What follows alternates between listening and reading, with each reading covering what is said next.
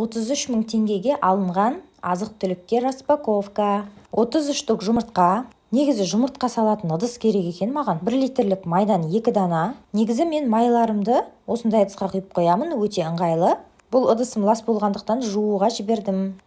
Fuji алмасынан 2 килограмм. Ұлым өте жақсы көреді. Себебі жүкті кезімде дәл осы алмадан көбірек жеген болатынмын. Келесі банан, бұл жерде шамамен 1 килограмм. Лимон, мандариннің дәмін көру үшін 3 дана ғана алдық.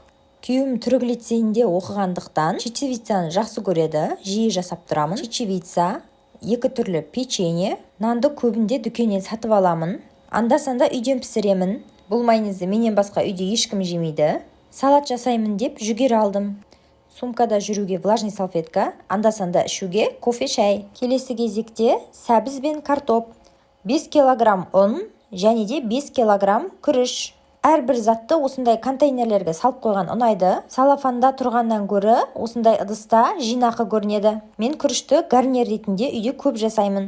Және де палауды да жиі пісіремін. 5 килограммдық күріш шамамен 1-1,5 айға жетеді.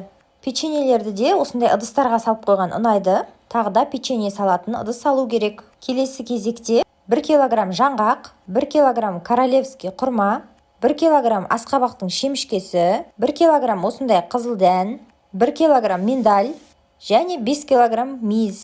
Ал сіздер продуктыға қанша теңге жұмсайсыздар?